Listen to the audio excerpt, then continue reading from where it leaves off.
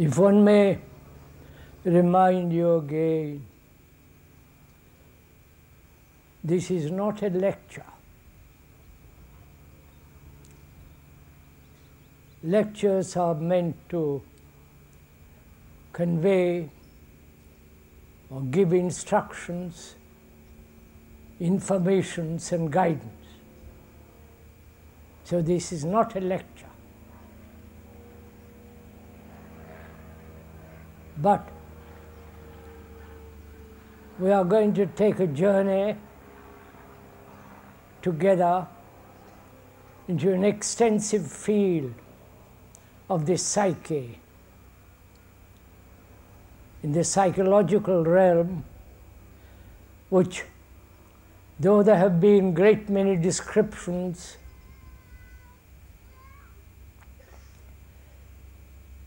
investigations up to a certain point, but in these talks, if one may remind you, we are going together as two friends, take a long journey into the area of the whole psychological states. If we have time, and if we can go to the very end of it, not stop in the middle of something which we may not like or dislike. One must take the journey to the very end of things. We was also saying that thought has done the most extraordinary things in the world.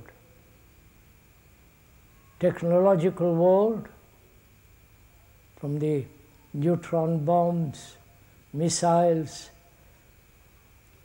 the computers, and the whole area of communication, rapid travel and so on. Thought has been responsible for all that. For great surgery, medicine,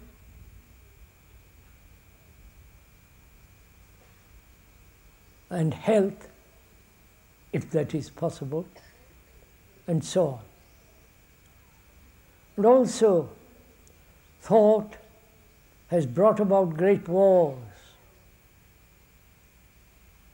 In the last perhaps 100 years, we've had two terrible wars, which is also the result of thought, because thought has divided humanity geographically and nationally.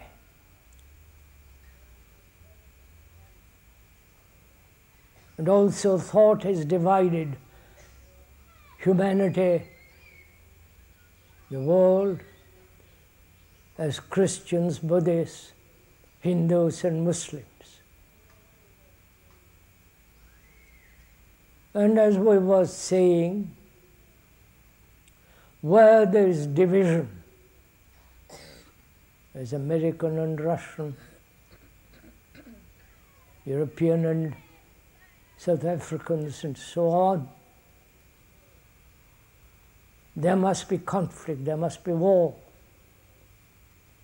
People are killing by the thousands. Killing has been going on for the last 6,000 historical years. Practically every year there is a war. And man, during all these 40, 50,000 years, this long duration of evolution,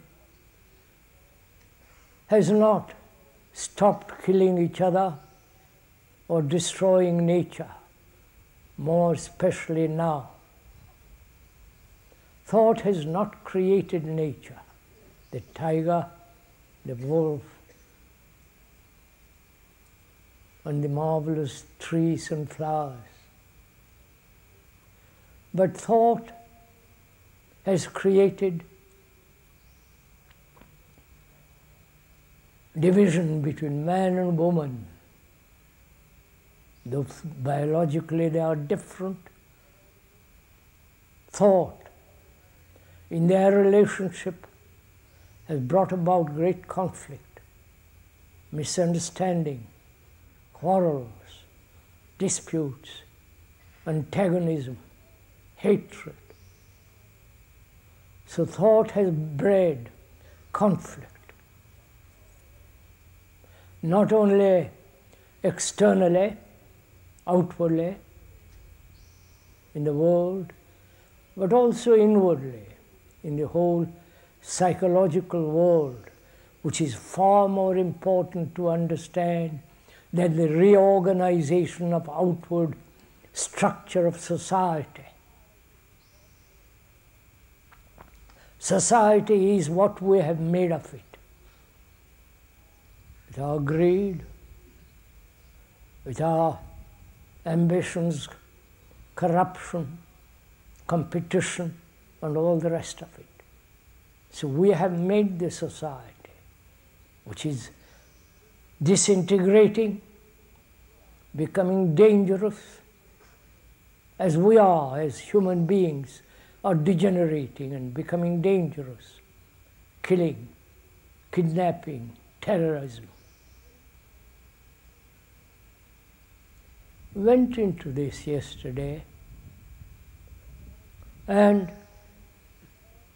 we said also the thought, thinking, has been responsible for the religious divisions as Christians, with all its subdivisions.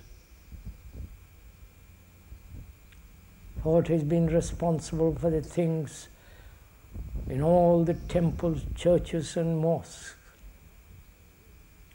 Thought is the result of memory. If we had no memory, there would be no thinking. Memory is based on knowledge and experience. There is no complete experience about anything.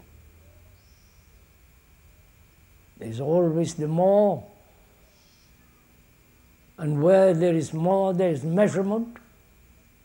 And measurement is never complete, whole. So, knowledge is limited now and always in the future. You can add to it, expand it, but that very expansion is limited. So thought is limited. And being limited as selfishness, egocentric activity is limited. So thought, whatever it does, must inevitably create conflict.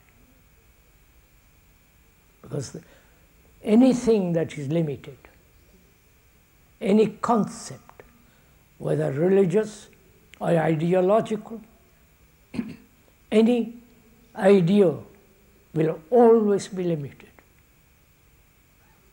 And therefore it must breed extraordinary conflict between human beings. We were talking about that, yes. And we must go on taking the journey together as two friends who was concerned with the way of life,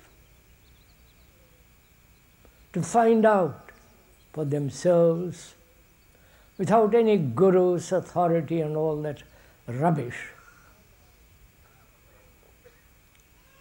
find out for themselves an art, a way of life which is our art, an art that will bring about in human beings a great deal of quietude, affection, and a art of life. These two friends, you and the speaker, are taking a long, extensive journey together. Together. Please bear this in mind all the time. He is not speaking for his own pleasure. If he does, he can do that in his own room if he wants to. But as two friends exploring hesitantly, without any bars, skeptically, doubting, questioning, exploring and observing objectively, without any bias, together. Because we are concerned with our own lives. And this inquiry into this psyche is not selfish activity. Does not encourage or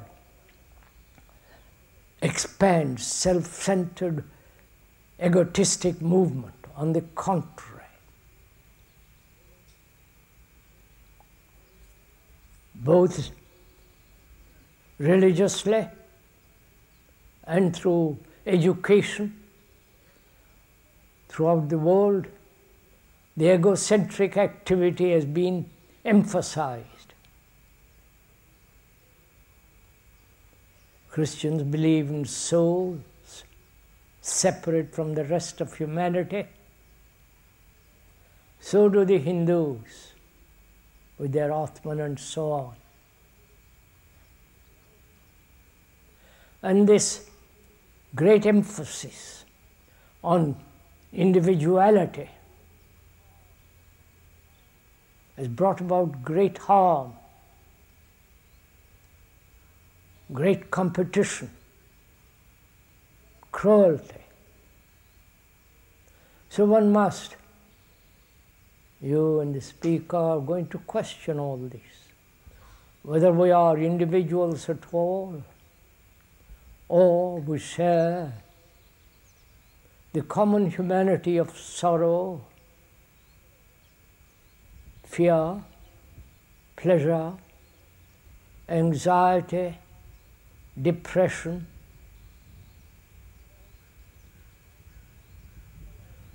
and the fear of the unknown, death. This is the common lot of every human being on this earth.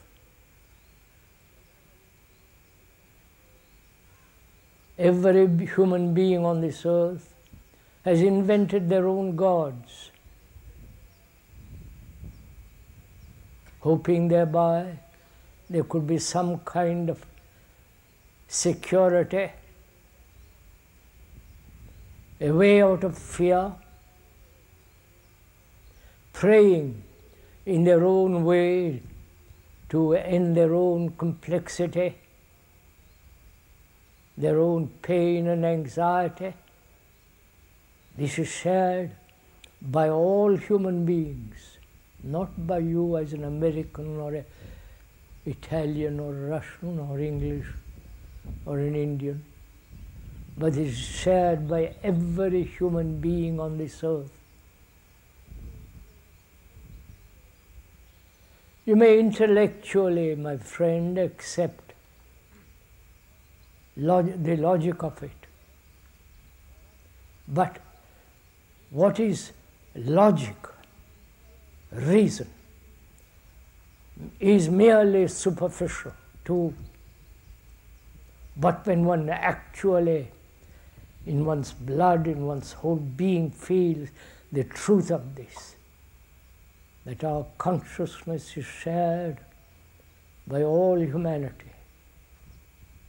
You may believe in one kind of God or in one kind of Savior and so on, but that believing is shared by every human being, to believe in something. So, you are humanity.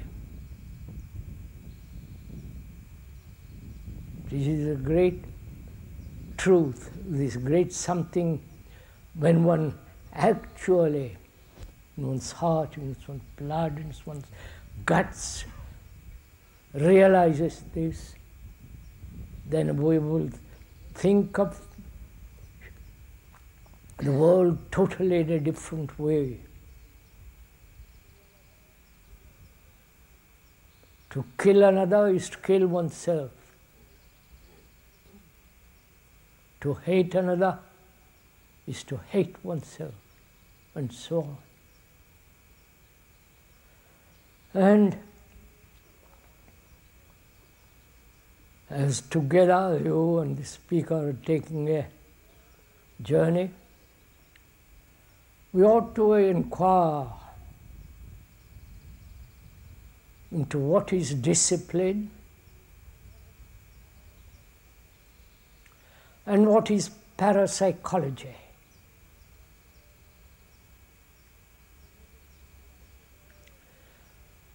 Many people are concerned with the parapsychology, with the occultism,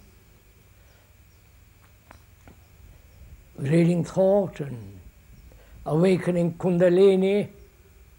You've heard all that kind of stuff, haven't you? Going to India to find out, or to Tibet if you can get there, you can't anymore.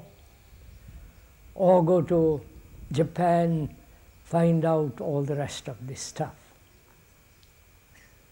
The speaker has been from childhood involved in all this.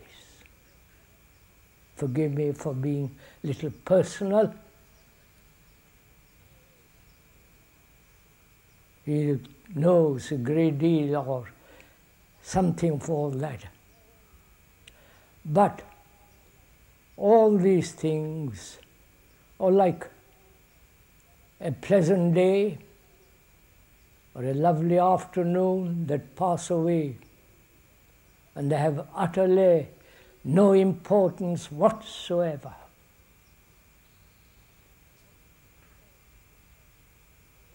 What is important, most essential, not these mysterious things which are not mysterious at all.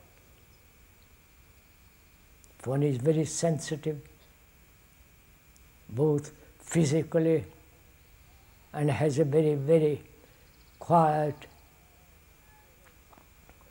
silent mind, brain, and all the other things are possible. And what is possible can be understood and transcended. What is to find out, that which is timeless, which is beyond measure, is much more important than to indulge in these childish things. And also, we ought to talk over together what is discipline. Why human beings more and more have no sense of order. Please, this is not a sermon which becomes a bore. The speaker is not telling you what to do or what to think, but to observe together, to see things as they are, not as you or the speaker wishes. to see exactly, correctly, directly things as they are. We live in a very disordered world, chaotic, contradictory, cruel world. And this has been the result of long 40,000 years of evolution. And we have come to this chaotic state. And in observing that, what is order? Is there any order at all? Or must man, human beings, live perpetually in disorder, not only externally, but also inwardly?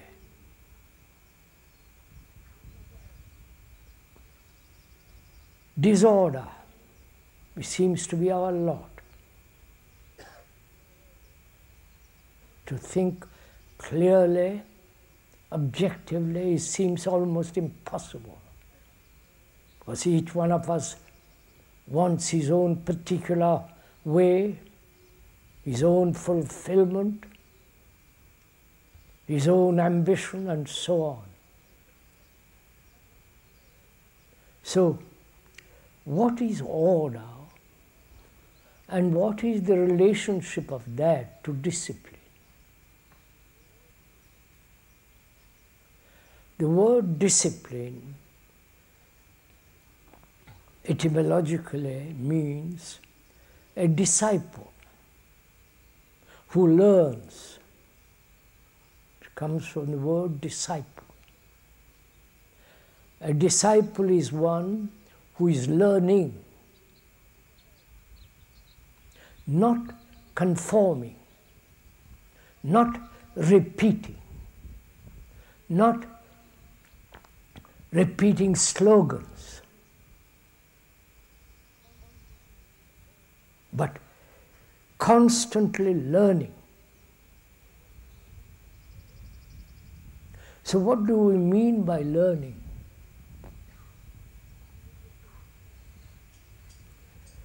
When you go to school, college, university, you learn from books, from the professors, from the teachers, and memorize.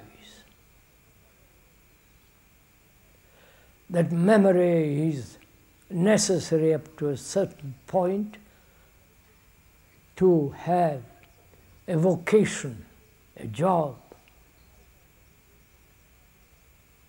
Either one uses that memory skillfully or sloppily. So, learning, so far as we understand it generally, is to memorize. You read a book about mathematics or computers, what you like, what you will, and memorize from that act. So it becomes mechanical. So is there a learning? Please inquire with the speaker. He's asking the friend who is walking along, taking the journey together. He's asking him, what is actually learning? Is it merely memory operating, accumulation of great deal of information, knowledge about various subjects which have their own discipline, their own way, and gradually the brain follows certain categories, certain grooves, and so those grooves and categories and specializations become a means of accumulating knowledge, memory, and operating from that memory. This is what we call learning.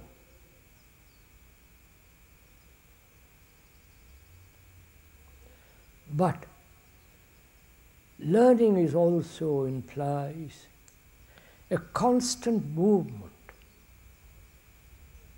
a brain that is not only burdened with knowledge of mathematics, geography, history, or computer, and so on, but also the brain must be active, inquiring, questioning, doubting. And through this process, there is a never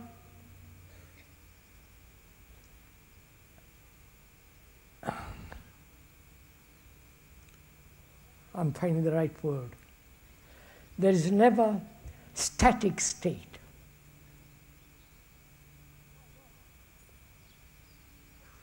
Knowledge becomes static when you have accumulated a great deal. It becomes repetitive, static. But learning is a movement. And therefore it's never static, it's living.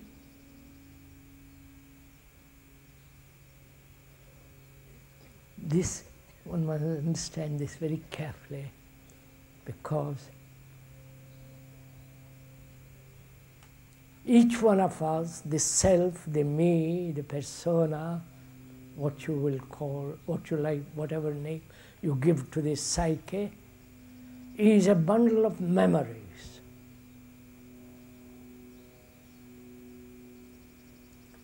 We may think we are great spiritual entities, gods, or all the rest of that business, but it's still memory. We are a bundle of memories. And to that memory we are adding all the time. But the essence of it is static. But whereas learning, not merely accumulating knowledge, but moving further away from knowledge, constantly, is the act of learning.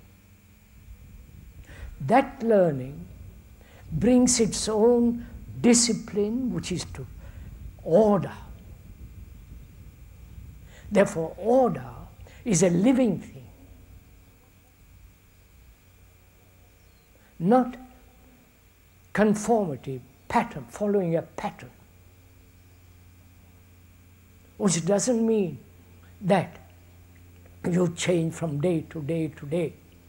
That's what you're all doing, going after various fads.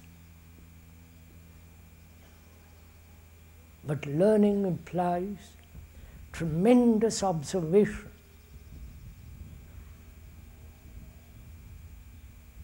Observation without motive.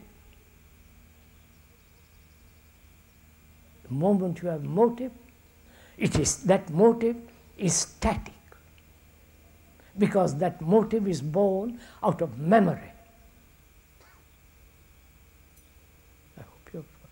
I hope my friend is following all this. If not, he says, I don't understand what the devil you're talking about.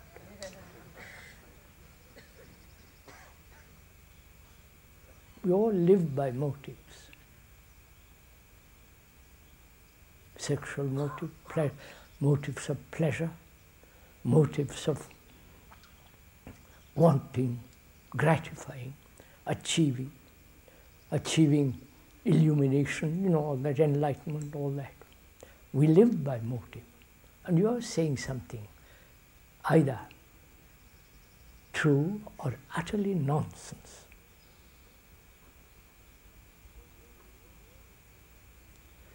Where the word motive, the root meaning of that word is to move. to move not in a particular direction.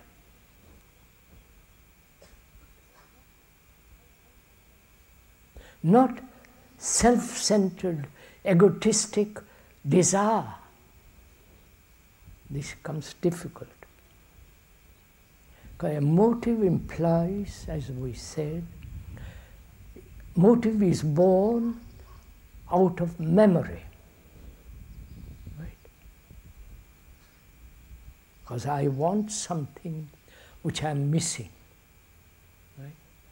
That's one form of motive. I want to achieve fame, appear in the beastly papers, well known, power, position. Well, everybody says, what a marvelous bird you are. There's a motive, which is a projection of our own memory and desire. Therefore, that memory is limited and therefore static. Right? Have you understood, my friend? He said, go on, I'm catching what you're talking about. But is this possible, he asks, to live and to live so that there is constantly learning till you reach a point when there is no learning at all.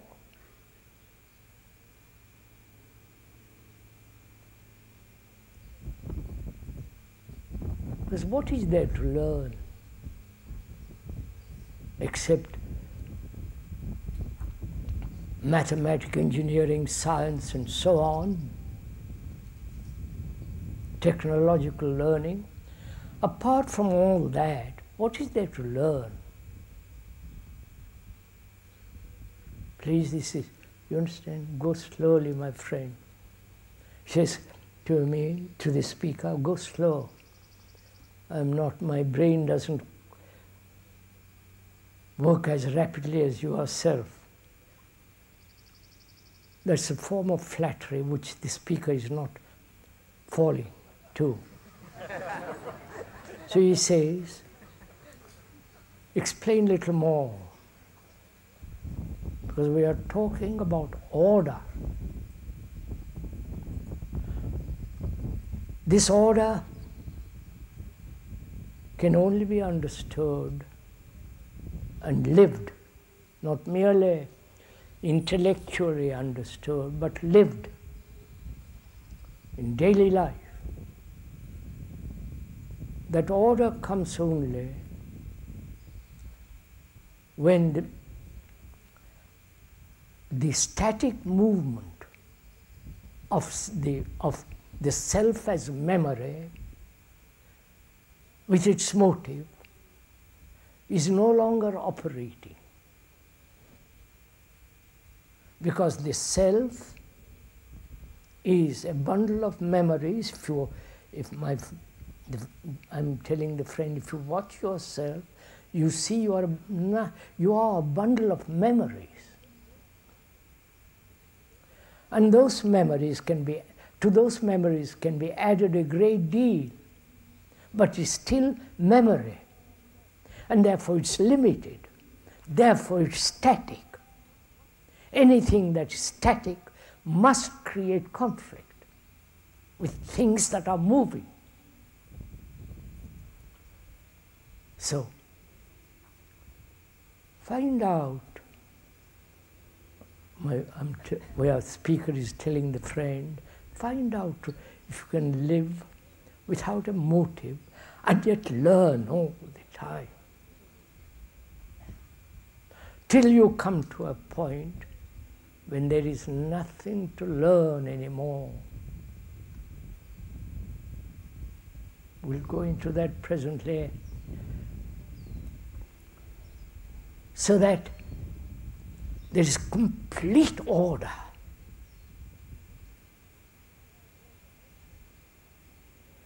Order for most of us means conformity, repetition,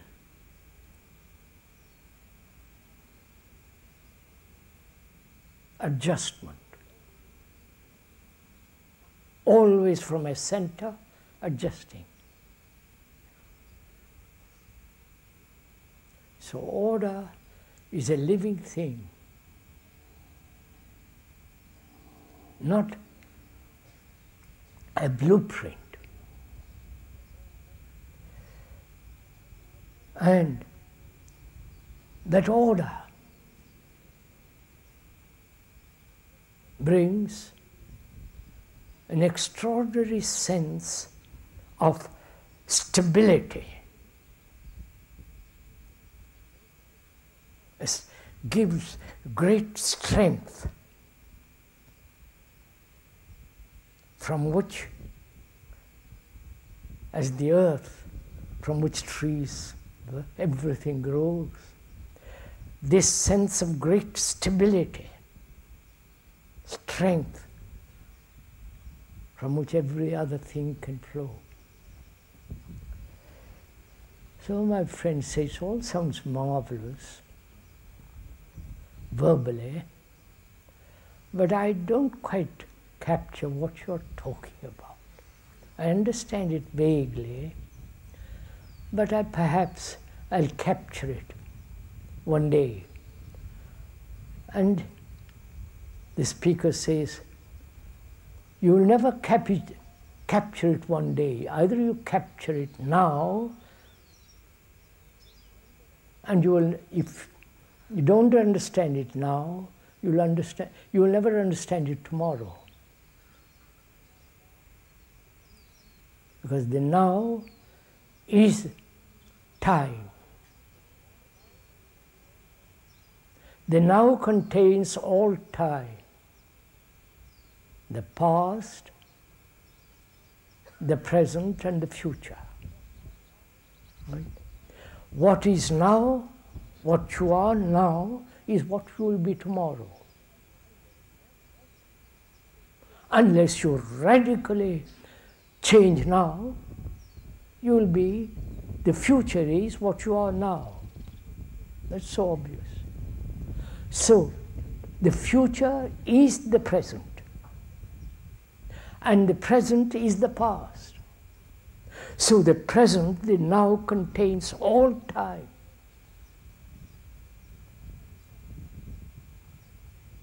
And my friend says, when he says, I will think about it and perhaps eventually get it,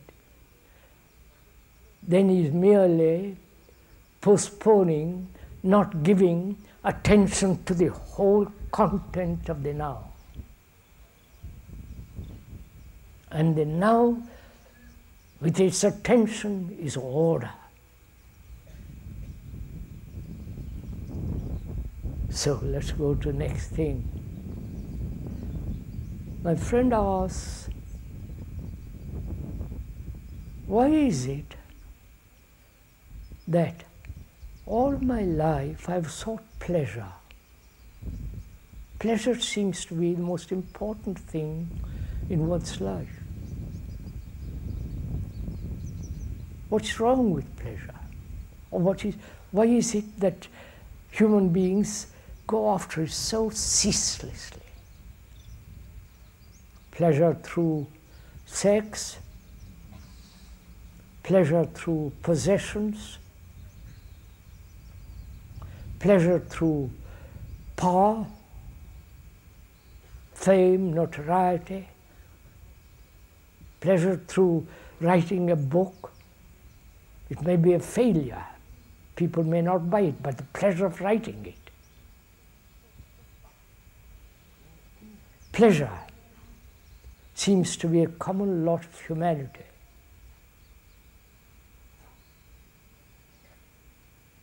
And why? Why has it become so important? Please inquire. Speaker says to his friend, inquire. Don't say, yes, I must have pleasure. We've always lived by pleasure. Fulfillment, gratification, achievement. There are different forms of pleasure. But why is it that we cling to it, that we perpetually are after it?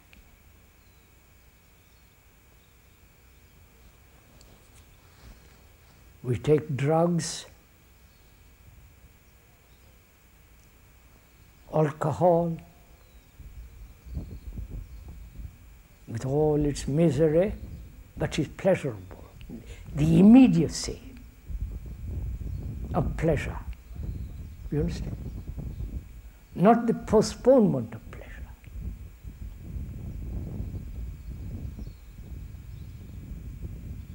Right? That is, where there is pleasure now at the second, there is no interference or interpretation of thought.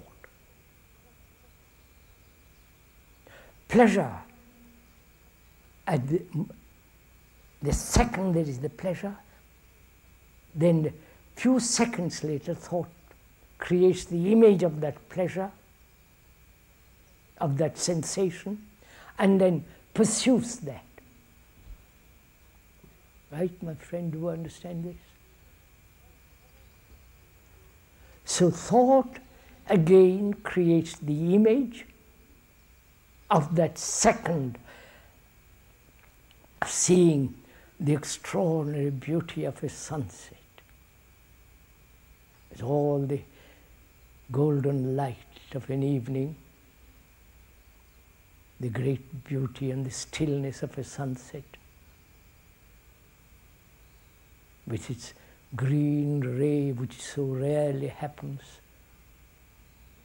There is that immediate perception of that. Then thought says how marvelous that was, how beautiful, how extraordinarily vital. And it has created an image, and the next day it wants it again. Right? So, the understanding of thought, the thinking process, becomes extraordinarily important. For fear is one of the factors of our life, like pleasure. Perhaps fear is a greater factor than pleasure. Fear of not having pleasure.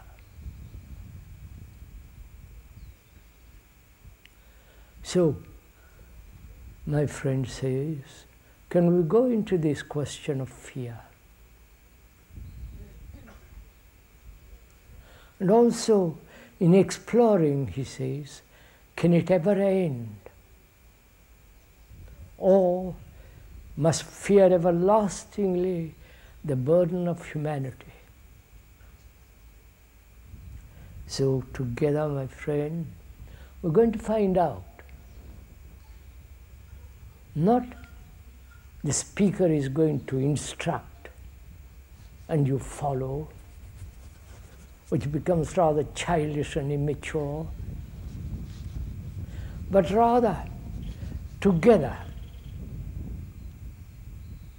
you and the speaker, go into this question of fear.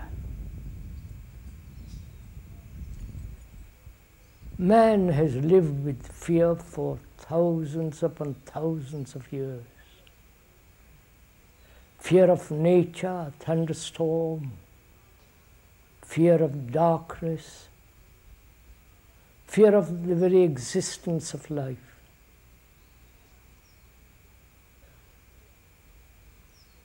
Fear of your neighbor, of one's wife or husband. Fear of not achieving. Fear of being failure. Especially in this country, where success is worshipped. Don't you all want success? Of course, we all do. And most of us, unfortunately or fortunately, are not great successes, except perhaps few politicians and the gurus which accumulate money with their nonsense, and the evangelists and so on, so on, so on. You know, have you ever realized the Catholic world is the most real estate people in the world? They own a great quantities of earth all over the world. And achievement, success, longing to be loved, and finding that you're not loved, and fear, bitterness, anxiety, and hate. So we ought to go into the question of fear. Not merely the explanation, the description, which is very deceptive, because people are generally caught in description, in explanations, and so never get to the root of it. My friend says, let's get to the root of it. Well, I'm also fed up with the explanations.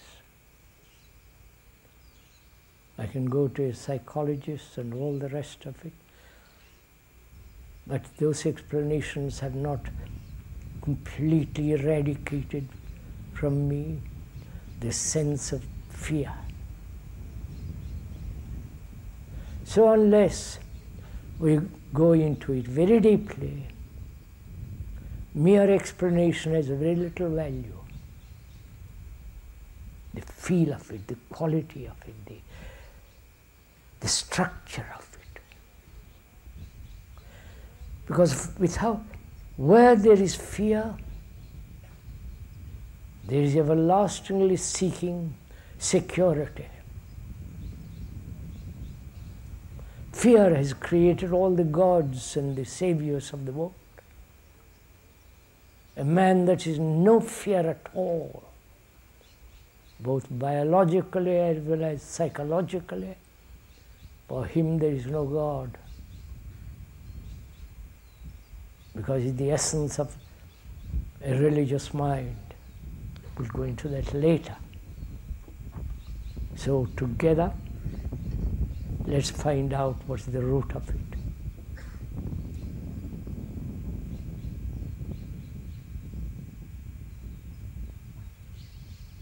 Will you find out, or will the speaker find out and tell you about it? Which means, is your brain, the speaker asking his friend, is your brain active enough, passionate enough, has energy to find out? Or you're merely verbally wanting something to find out. But if you have that intensity to find out, we'll go together into it. First of all, time is a factor of fear. Time, as yesterday, of which we know, because yesterday's memory is stored in the brain, and tomorrow is uncertain. Tomorrow may extend 1,000 tomorrows. But tomorrow is uncertain, therefore there is fear. I might lose. I might not gain. I might find myself lonely, desperate, anxious. So, time as a factor of fear is obvious.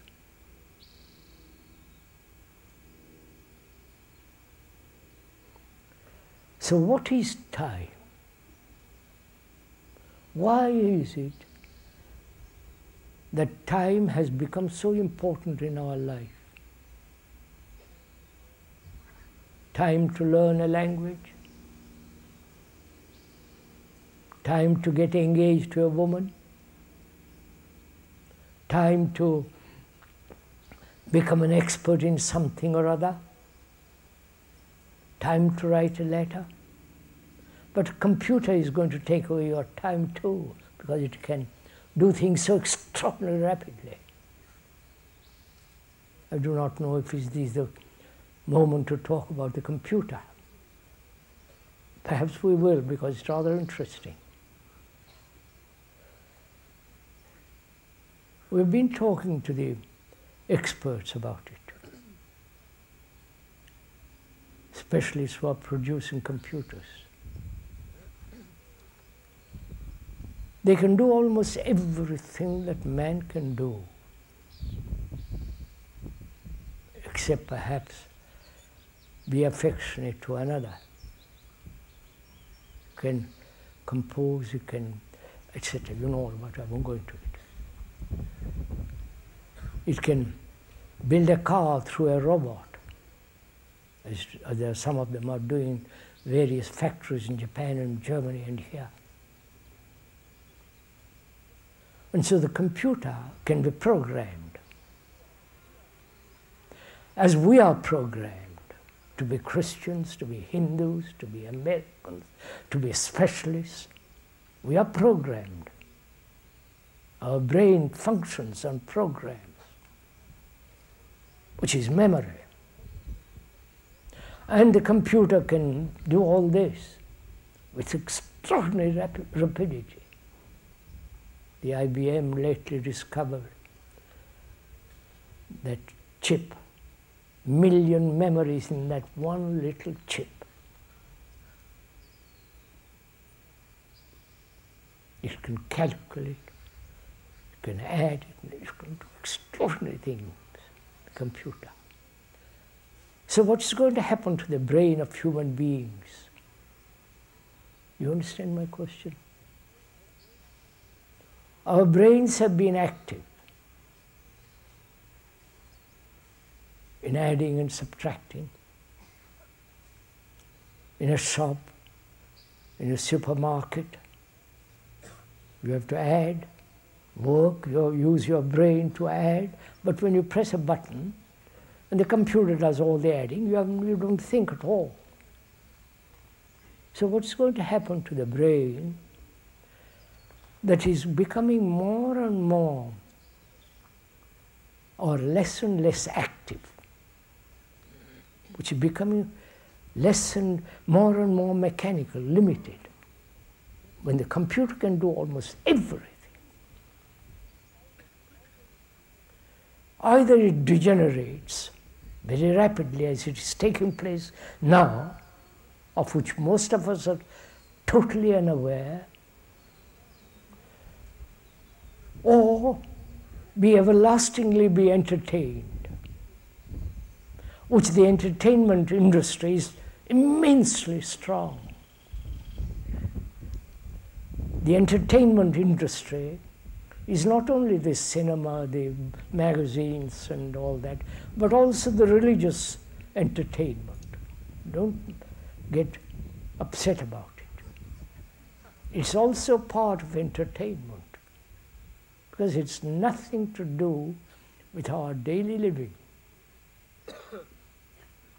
So computer may bring about a withering state of the brain, and so the entertainment industry takes it over,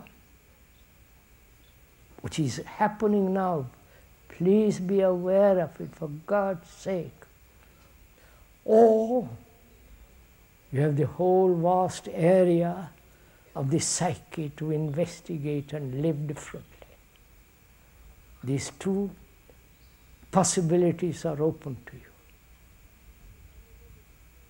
And inevitably, a man being what he is will choose entertainment.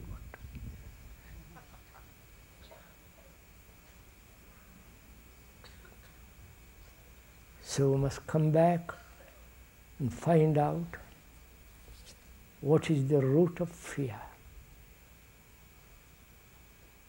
We said time. Time is the most extraordinary, complex thing. We live by time. We have to go to lunch at a certain time. And time is contained in the present, the future, the past. The whole movement of time is now. If you look at it. Because tomorrow is what you are now. If you are angry, hating, violent now, tomorrow you will be the same exactly, perhaps slightly modified or expanded. So, the future is now. Please see the truth of this, the fact of it, my friend. So if you don't radically, fundamentally bring about a total psychological revolution in you, tomorrow you will be the same. So time is the enemy of man.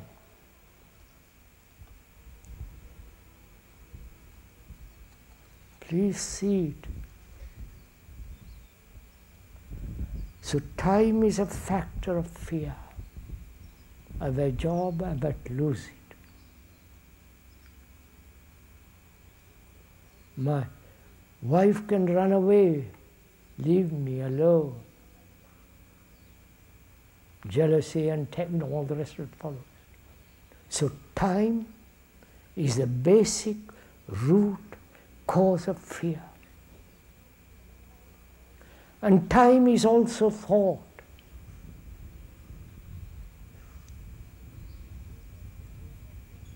Both are movements, both psychologically and outwardly, externally.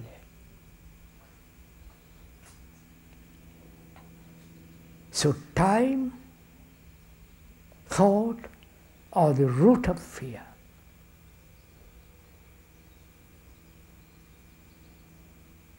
It's a fact. Then my friend asked, how in heaven's name can I stop time thinking?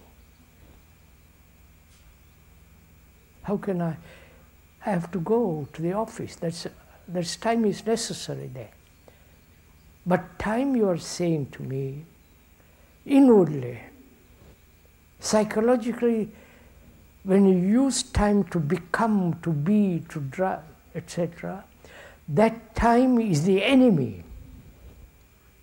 Because tomorrow is what you are now. Therefore, unless you profoundly change, now, tomorrow is the enemy. So, fear, of which you are all well aware, every human being on this earth knows fear. The calamity of that, the sadness of that, and the brutality of fear. That's what's happening, the brutality of ideologies. Russian ideology and the democratic ideology. Yes, sirs, you know, look into it carefully. So time, thought are the root of fear.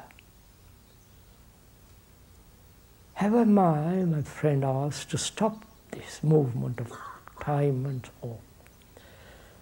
The speaker says then, that's a wrong question.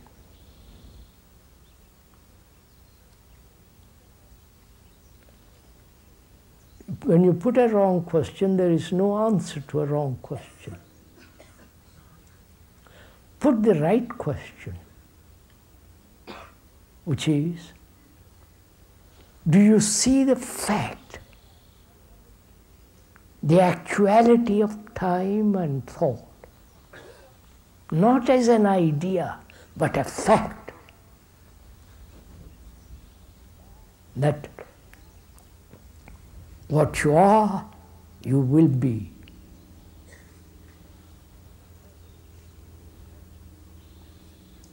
And if you see the fact, not the fact through an idea, you understand? Our brains first capture the idea and then apply the idea to the fact. The word idea in Greek and so on is not only other different meanings to it, but idea means to observe, not through observation come to a conclusion, just to observe. When you so deeply observe with passion, intensity, which is to give your attention to time and thought, then there is no fear at all. My friend says, at the moment when you're expressing this, I understand it. Your intensity helps me, but don't depend on it. So find out if you have this energy, the vitality, the intensity to go to the very end of it, to the very end of the journey into fear, which means you must sustain all the time the same intensity, not slacken at any moment.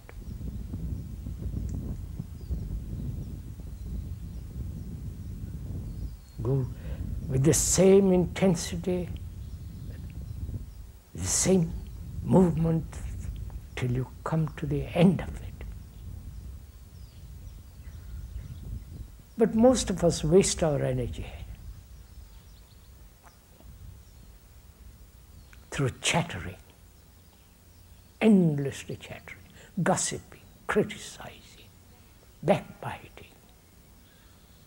And also we waste our energy in conflict, perpetual quarrels with each other. We waste our energy trying to become something. There is no becoming something at all. There is only what is and the complete changing of what is. Then you have untold energy, not to do more mischief, but to live a life daily with great love and compassion and intelligence.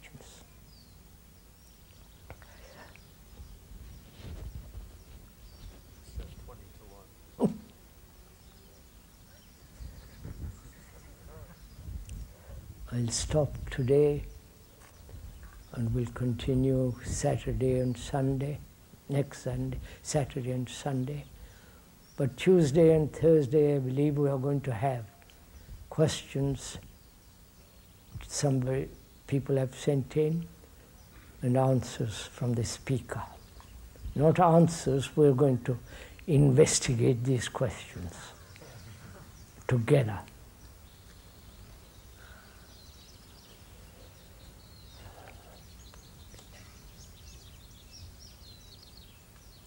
May I get up, please?